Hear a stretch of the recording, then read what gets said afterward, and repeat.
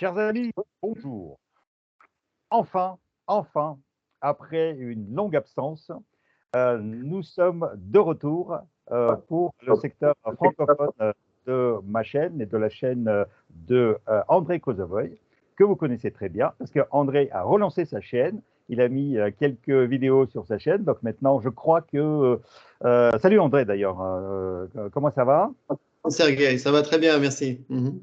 Ok, voilà. Donc, parce que j'étais très occupé à faire les vidéos en russe avec mes amis ukrainiens, russes, israéliens, canadiens, etc., lettons, lituaniens, et du coup, on n'a pas mis depuis pas mal de temps aucune vidéo en français.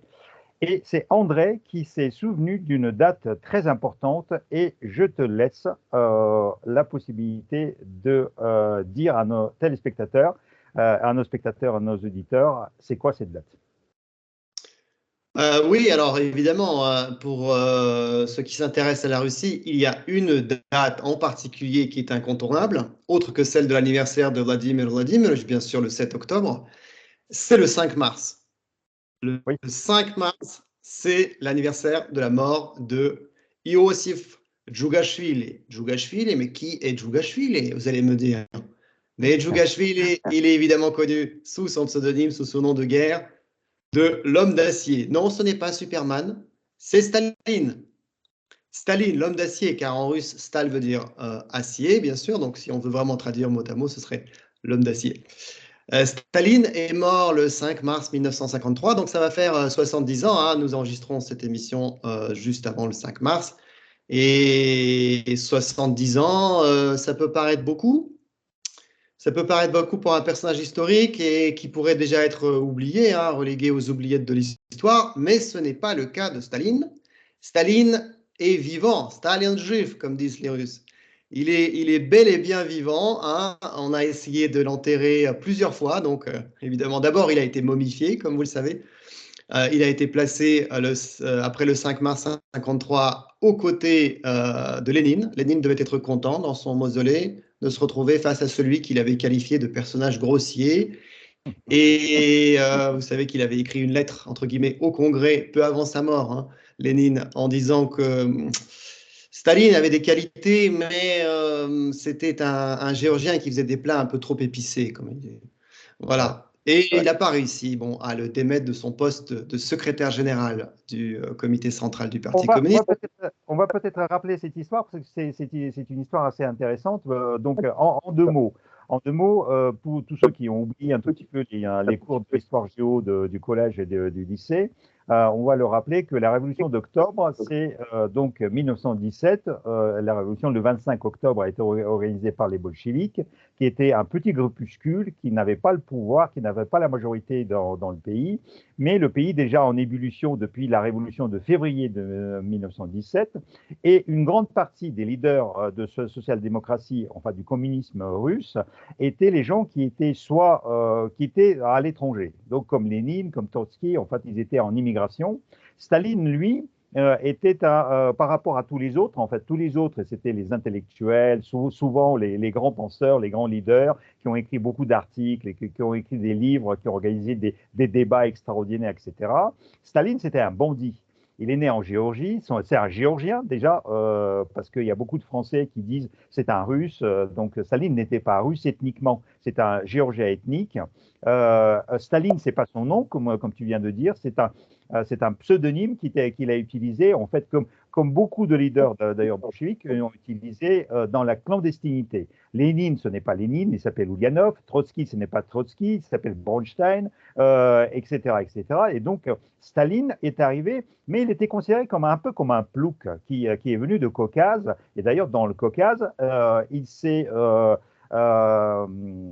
illustré par les vols de banques et les hold-up qu'il a organisés et avec lesquels il finançait d'ailleurs l'activité du parti bolchevique, ce qui lui a valu d'ailleurs petit à petit être inclus dans le comité central et même à la direction du parti. Et à la Révolution, Lénine l'a nommé au commissariat des nationalités. Et c'était Staline qui, en fait, gérait un tout petit peu la gestion de la nouvelle Russie y compris dans l'Ukraine. Donc c'est pour ça d'ailleurs que c'est intéressant aussi de parler avec lui, parce que l'Ukraine bolchevique, en fait, il y a une Ukraine qui s'est formée aussi au temps de la Révolution, et les bolcheviks ont reconnu le droit à tous les peuples à l'autodétermination et à la souveraineté. Et en 1922, ils ont proposé de créer l'Union soviétique qui s'est soldée en fait par la chute complète en 1991 et qui a donné naissance à 15 pays souverains, dont les deux actuels sont en guerre. La Russie a attaqué l'Ukraine, donc deux anciennes républiques de l'Union soviétique ont attaqué l'Ukraine. Et la petite histoire de Staline, c'est que, en fait, pendant la Révolution, il y avait beaucoup de leaders, de grands leaders, comme Lénine, Trotsky, Kamenev, Zinoviev, etc., etc., qui étaient en fait les tribuns, qui savaient prononcer de grands discours, qui savaient mener de grands débats. Mais en réalité, à un moment donné, ils ont constaté que tout ce qu'ils décidaient au bureau politique, ça n'a jamais été appliqué. Ils ont dit, il nous faut créer un petit emploi, on va l'appeler secrétaire général, et c'est une personne qui va juste contrôler l'exécution de ce que nous prenons comme décision au bureau politique. Et ils ont nommé Staline à ce poste qui n'était à rien du tout. C'était vraiment le poste de secrétaire. C'était un poste administratif. Ils lui ont dit, tu prends tout ce qu'on décide, tu le mets par écrit et tu organises le contrôle de tout ce qu'on décide. Le problème, c'est que Staline était fait pour ce rôle. Et donc, en fait, il a créé un appareil de parti et au bout de 6 mois, il est devenu en réalité l'homme le plus puissant du parti, parce qu'il tenait l'appareil du parti. Et justement, parce que c'était quelqu'un qui savait parfaitement organiser cette histoire de contrôle et de l'appareil et des cadres du parti, etc., etc. Et donc, il est devenu une figure assez importante, ce qui fait que, avant la mort de Lénine, Lénine est entré en guerre quasiment avec lui, parce que Staline, à un moment donné, a voulu même isoler Lénine et sa femme. Et donc, quand en 1924, Lénine est mort, avant sa mort, il a dicté la lettre à sa femme et à sa secrétaire pour dire qu'il ne faut jamais, jamais au grand jamais, donner le pouvoir à Staline parce que c'était une personne très dangereuse. Et ce congrès, comme tu l'as dit, ne l'a pas écouté. Voilà, j'ai voulu juste rappeler les faits. Et Staline, après la mort de Lénine de 1924, est resté au pouvoir jusqu'à 1953, 29 ans. Presque 30 ans, il est resté au pouvoir.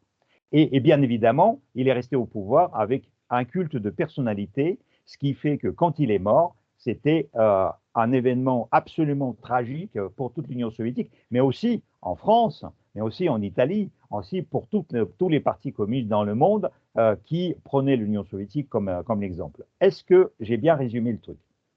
Oui, très bien résumé, Sergueï. Et on pourrait peut-être tout de suite commencer par une question qui, pendant longtemps, était l'une des questions les plus importantes qu'on se posait à propos de Staline et la manière dont on enseignait Staline et son histoire en France, mais pas que en France.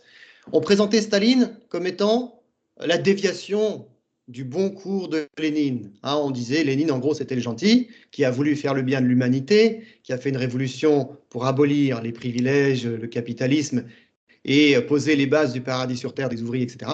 Et là, Staline arrive, le méchant, il usurpe le pouvoir, il enterre l'idée de révolution permanente, il chasse Trotsky, il chasse les vieux bolcheviks, il organise une purge, il met en place le goulag, l'immense machine carcérale dans toute l'Union soviétique, etc.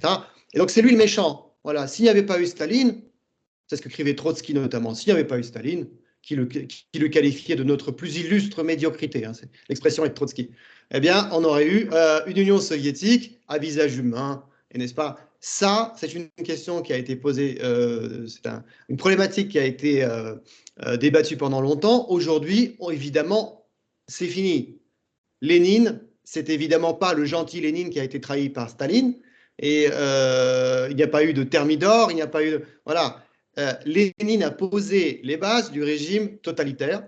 C'est quelque chose que l'on sait aujourd'hui avec des archives qui ont été publiées à partir de la fin des années 80, 1980, sous Gorbatchev, puis au début des années 90, pendant ce qu'on a appelé la révolution des archives, où on a eu la confirmation que Staline et Lénine étaient bien plus proches sur le plan idéologique qu'on a pu le penser suite à leur entre guillemets rupture, mais qui n'a jamais vraiment eu lieu. C'est pas vraiment une rupture. Il y a eu une brouille, effectivement. Il y a eu un épisode pendant lequel, après avoir dicté une lettre à Trotsky, Lénine, qui était censé être isolé, donc il a dicté cette lettre sur Trotsky. La lettre a été envoyée. Staline a pris peur. Il s'est dit, ils sont en train de manigancer dans mon dos. Il a appelé Lénine. Il est tombé sur la femme de Lénine, Krupskaya. Il a insulté avec du mat. Krupskaya a fait une crise d'hystérie, tellement c'était inouï que elle, la femme de Lénine, se fasse insulter. En gros, il lui a dit c'est pas parce que vous urinez dans les mêmes toilettes que Lénine que ça fait de vous une bonne marxiste. Voilà. Je sais pas si tu t'imagines ce genre de truc. Voilà, donc elle a piqué évidemment une crise et elle a caché cette histoire à Lénine, il l'a découvert plus tard et c'est là qu'il a envoyé une lettre à Lénine en lui exigeant des excuses de sa part en disant que si vous n'excusez pas, ce sera la brouille, tout sera fini entre nous. Et Staline, du bout des lèvres, a dû s'excuser. Voilà. Mais ce que je veux dire, c'est qu'il y a une continuité très forte entre Lénine et Staline. Ça, c'est quelque chose qui est clair. Tout à fait. Mais en même temps, on peut dire que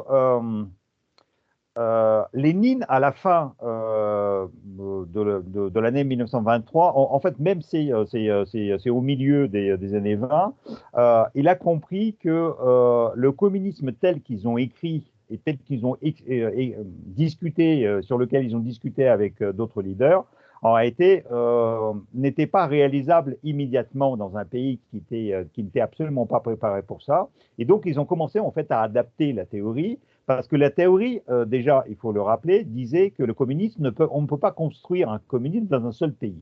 Le communisme, c'était la révolution qui part de Russie, mais après, ça doit se propager dans le monde. Et en fait, c'est d'où, d'ailleurs, la théorie de Trotsky de la révolution permanente, mais aussi de la révolution mondiale. En fait, ils ont parlé, c'est assez marrant, parce que pendant la guerre civile, dans l'armée rouge, ils apprenaient espéranto. Ils se préparaient à parler avec d'autres personnes dans le monde entier. Ils se disaient comment on va communiquer. Et donc, l'espéranto, d'ailleurs, l'Union soviétique, enfin le parti bolchevique, a soutenu le développement d'espéranto en disant, puisque nous allons conquérir le monde entier, il faudra inventer aussi une langue dans laquelle tout le monde va parler, que tout le monde va comprendre. Et donc, on va abolir toutes les frontières, on va abolir tous les États, et la civilisation va être unie sur les 5 continents. Voilà ce que c'était la théorie. D'ailleurs, les armoiries de l'Union soviétique, c'est le globe terrestre sur lequel il y a le marteau et la faucille. Donc, c'est comme symbole en fait de cette conquête mondiale. Et puis, ils mettent ça, oui. Voilà. Mais, bien évidemment, une fois lorsqu'on a commencé à gérer le pays, d'abord, il y a eu la guerre civile, et après, il y a eu la famine, il y a eu des problèmes de production, et Lénine a déjà pris une décision assez sage de lancer ce qu'on appelle la nouvelle politique économique, qui a relancé complètement la machine, mais c'était le retour du capitalisme, n'est-ce pas? Oui, alors le retour du capitalisme, oui, en partie sur le plan économique. Sur le plan politique, c'était pas du tout le retour du libéralisme. Pendant la période de la NEP, ce que l'on oublie souvent, c'est qu'on a encore plus persécuté les opposants réels ou imaginaires qu'auparavant. Il faut se souvenir qu'en 1922, il y a un premier grand procès politique qui est organisé, le procès des SR, des socialistes révolutionnaires, des anciens, on va dire, et des bolcheviks, qui, eux, étaient, tu l'as dit au début, ceux qui avaient le plus l'appui de la population, la majorité de la population qui était paysanne, c'est eux qui étaient vraiment populaires dans les campagnes. Et c'est aux SR que Lénine a volé les principaux slogans qu'il va utiliser. Ça, c'est quelque chose qu'il faut absolument avoir à l'esprit, ce que fera plus tard Khrouchtchev, en se posant comme l'artisan de la déstalinisation. Ce n'était pas lui qui était le premier. Donc Lénine a volé tout le pouvoir aux soviets, il a volé surtout toute la terre aux paysans, et il a dit aussi stop à la guerre, hein, arrêtez la guerre par tous les moyens. C'était quelque chose que disaient les SR. Et donc le premier procès politique sous Lénine en 1922, c'est les SR.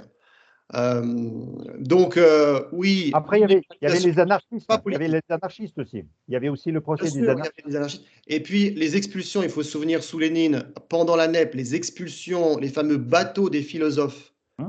Quand on a expulsé des centaines d'intellectuels russes très connus qui était considéré comme décadent et irrécupérable, que Lénine avait qualifié de говно нации, hein, la La merde merde de la de la nation. nation. Il faut savoir que Lénine, plus tard Staline, et notre cher ami Vladimir Vladimirovitch, ils partagent quelque chose, ils ont quelque chose en commun. C'est cet usage, le plaisir d'utiliser la langue russe dans tous ses registres, y compris l'insulte. Alors, le mat, Lénine, on ne sait pas, le mat, c'était plus les grandes grossièretés, c'était plus Staline, mais quand même, hein, on a aussi chez Lénine un vocabulaire très brutal quand il polémiquait avec d'autres marxistes, Gavno, etc. Enfin, il l'utilisait sans problème. Hein.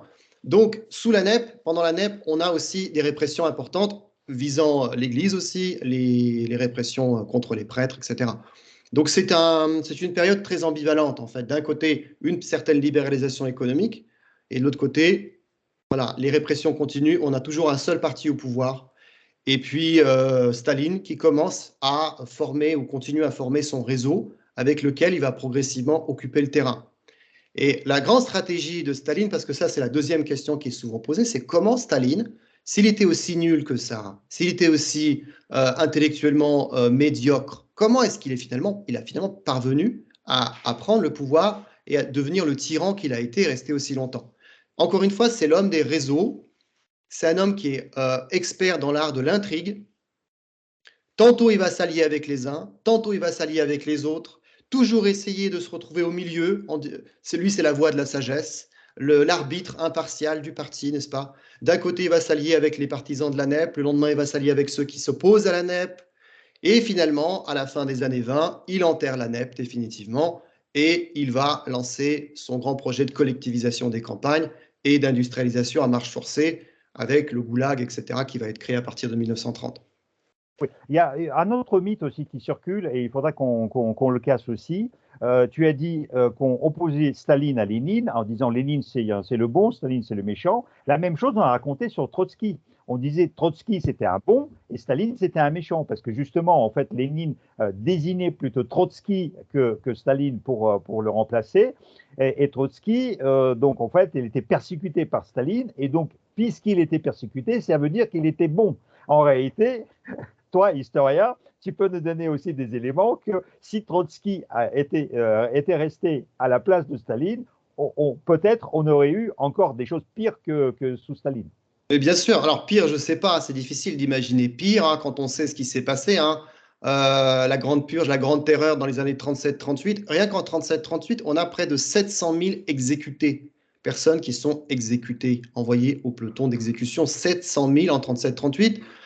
C'est l'homme des purges, Staline, etc. Alors Trotsky, évidemment, c'est le théoricien de la terreur rouge, du communisme de guerre. C'est grâce à Trotsky que les Rouges ont gagné la guerre civile quand même. Hein. C'est lui l'organisateur de l'armée rouge qui a parcouru le pays à bord de son train blindé, n'est-ce pas? Trotsky est connu pour ce fameux train. Et d'ailleurs, encore une fois, ça nous renvoie au fameux train de notre ami Vladimir Vladimirovitch, n'est-ce pas? Et je me demande si c'est pas un clin d'œil, encore une fois. Alors après, ça pourrait être un clin d'œil au train des tsars aussi. Hein. On sait que eux Ou un aussi. clin d'œil à Kim Chen-il, aux Voilà, Coréens du si, Nord. bien sûr, oui, oui, les Coréens. Donc voilà, Trotsky, évidemment, c'est un mythe. Et ce qui est terrible, c'est que pendant des années, en France, en tout cas, voilà, on a lu Trotsky comme si c'était la vérité vraie, comme si c'était l'évangile, quoi. La vérité sur Staline. Évidemment, Trotsky, théoricien de la violence, etc., ça n'a pas du tout été un libéral, un démocrate, on l'imagine, et le pays ne serait jamais sorti de la dictature sous Trotsky. Oui, absolument. Après Staline, il faut bien, ça c'est le paradoxe aussi de Staline, c'est qu'il a quasiment exécuté toute la fine fleur des bolcheviks qui ont fait la révolution. Mhm. Et ça, c'est quelque chose. Et d'ailleurs, parmi eux, il y avait beaucoup de juifs. Donc, il y a aussi des théories complotistes qui disaient que la révolution, c'est le complot juif. Et ça partait encore des lettres des sages de Sion qui étaient fabriquées par le régime tsariste. Et c'est une réalité, en fait. Il faut bien rappeler, effectivement, parmi les leaders bolcheviques, quasiment la majorité était d'origine juive, mais ce n'est pas parce que c'était un complot, parce qu'ils étaient persécutés par le régime tsariste, et donc, naturellement, ils se retrouvaient dans l'opposition. Et donc, c'est quelque chose qui était provoqué, non pas par eux, les juifs méchants, mais aussi par le régime tsariste qui les persécutait.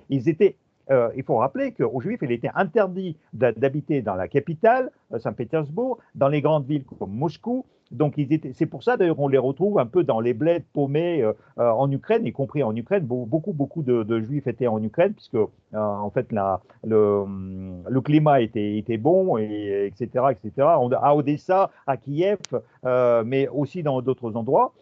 Et en réalité, Staline, donc, en persécutant ces juifs, on dit qu'il était antisémite aussi. Mais en réalité, en fait, il a décapité systématiquement tous les gens qui pouvaient s'opposer à lui.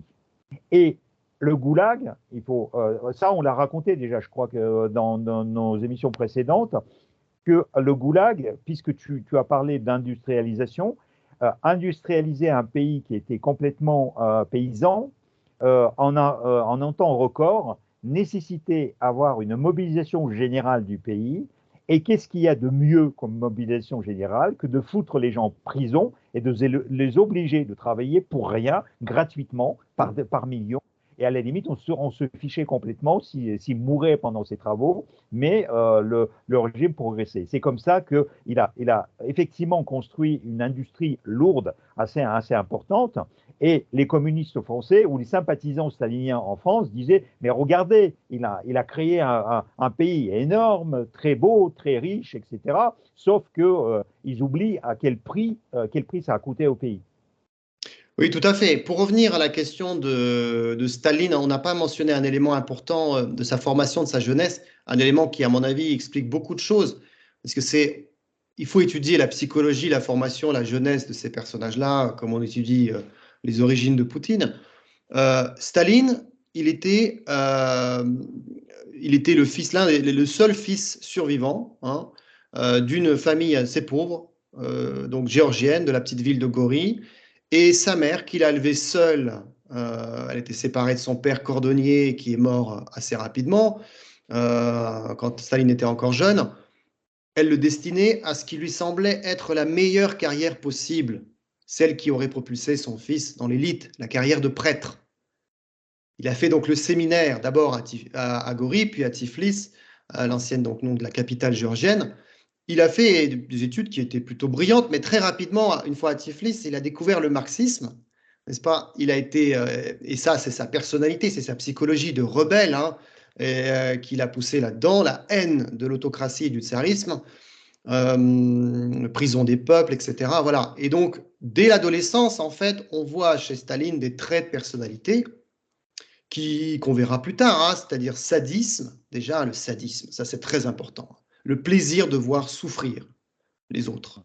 C'est quelque chose qui est chez lui tout à fait développé. Et encore une fois, on retrouve ce côté sadique chez Poutine. Petit côté sadique. Intrigant, encore une fois.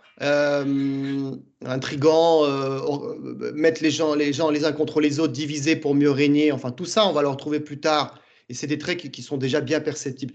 Et en ce qui concerne donc ses origines au séminaire, le fait qu'il ait quand même fait des études de religion, il connaît la Bible.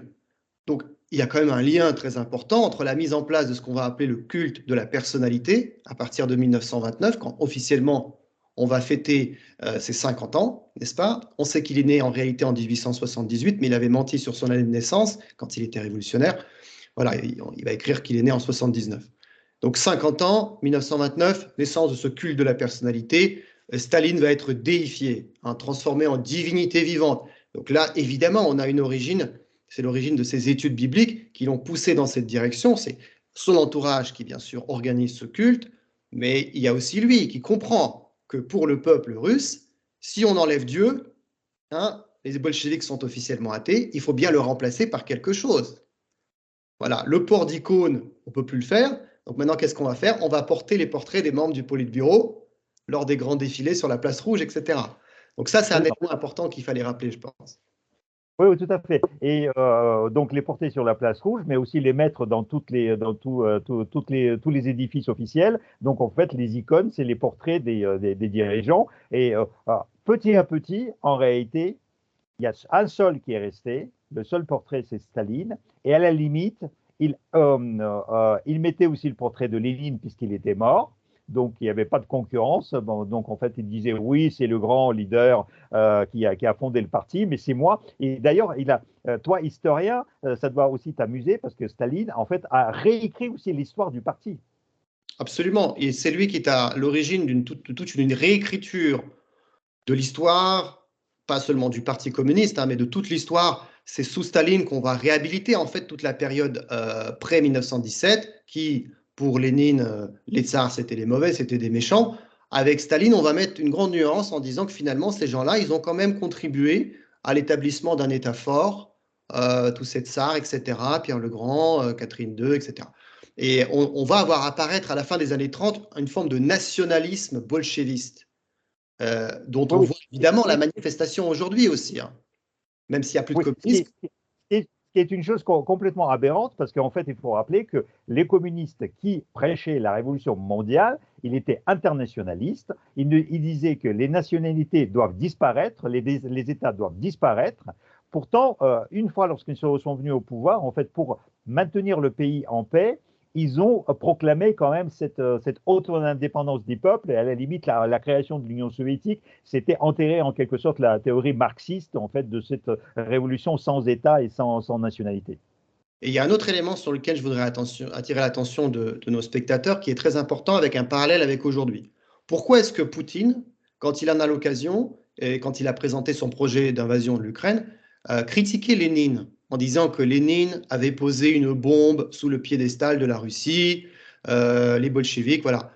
Il ne mentionne pas Staline, mais on sait qu'il est du côté de Staline. Parce qu'en 1922, quand on a débattu du projet de la création de cette Union soviétique, de ce grand État, il y a eu deux grands projets qui se sont affrontés. Il y a eu le projet de Lénine, qui était un projet de fédération, avec des républiques fédérales, et puis le projet dit autonomiste de Staline. Staline disait il faut une grande Russie avec à l'intérieur des territoires qui ont un statut plus ou moins autonome. De cette manière, on contrôle tout. Et Lénine a dit non, parce que ça, c'est dangereux, on pourrait nous accuser de chauvinisme grand russe. Et c'est le projet de Lénine qui a abouti. Le problème du projet de Lénine, effectivement, c'est que qui dit fédération dit théoriquement le droit de quitter cette fédération. Et c'est ce qui va se passer en 88-91, avec d'abord les républiques baltes, puis d'autres républiques qui vont proclamer leur souveraineté, puis leur indépendance. Parce que théoriquement, c'était possible. Si bien que Poutine va dire, voyez, à cause de ce projet de Lénine, on a eu ce qu'on a eu, la fin de l'URSS, qui est la plus grande catastrophe géopolitique du XXe siècle. Donc, d'une certaine manière, donc, il dit quoi? Il dit, moi, je suis pour Staline, sans le dire comme ça, hein. Oui, et d'ailleurs, le clin d'œil, c'est que il y a 2 semaines, quand il est allé à Volgograd, en fait, il y avait les 80 ans de la bataille de Stalingrad. Et là, comme par hasard, juste avant son arrivée, on a inauguré un buste de Staline là-bas. Et d'ailleurs, c'est un clin d'œil dont en Occident on en a parlé très peu. Vous savez qu'à Volgograd, l'ancienne Stalingrad, il y a la plus grande statue de Lénine, je crois, de toutes les époques. Il y a une statue qui mesure 27 mètres, qui se trouve dans un quartier un peu pourri, un peu excentré de Volgograd. Et remarquez que Vladimir n'est pas allé à cette statue, n'est absolument est passé à côté. Mais il est allé vers le tout petit buste de Staline, qui était entouré d'ailleurs de 2 maréchaux de la Deuxième Guerre mondiale. Et puis après, il a prononcé son discours dans le centre mémorial, en fait, avec une autre statue énorme qui, jusqu'à, je crois, les années 1950 ou même 60, était la plus haute statue du monde. C'est la statue de la mère patrie avec son glaive, je ne me souviens plus exactement, elle mesure, je crois, 95 mètres ou un truc comme ça. Et donc, elle était parmi les 3 plus grandes statues, mais la plus grande dans le monde. Maintenant, il est bien évidemment dépassé parce qu'il y a un Bouddha quelque part qui mesure 2 fois plus. Voilà. Mais effectivement, ce petit buste de Staline et Poutine qui est allé inaugurer, enfin fêter la ville de Stalingrad, et d'ailleurs ils ont changé de nom pendant 24 heures. de Volgograd à Stalingrad, c'est le clin d'œil dont tu parlais, parce qu'effectivement, il se rappelle toujours, parce qu'il y a toujours une sorte des vestiges de culte de personnalité des Staline qui existent en Russie. D'ailleurs, Oui. il y avait un sondage qui disait que, en fait, aux Russes, on a posé la question quels sont les hommes de toute l'histoire de la Russie qui sont les plus populaires, et je crois que Staline est arrivé en premier lieu.